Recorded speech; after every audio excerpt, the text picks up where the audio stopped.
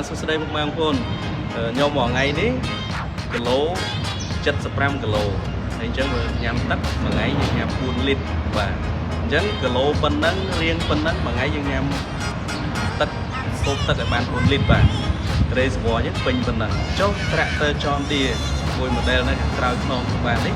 រេសវ៉មកពេញរបស់វាប៉ុន្មានបាទឥឡូវយើងទៅមើលទាំងអស់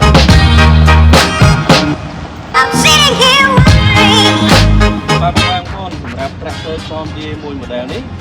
រេសវ៉របស់វា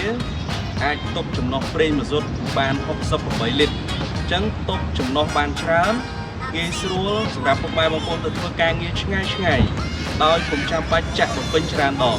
បាទអញ្ចឹងបើសិនពុកម៉ែបងប្អូនមានចម្ងល់ផ្សេងពាក់ព័ន្ធនឹង tractor John Deere ឬក៏ចង់បាន tractor John Deere យកទៅប្រើប្រាស់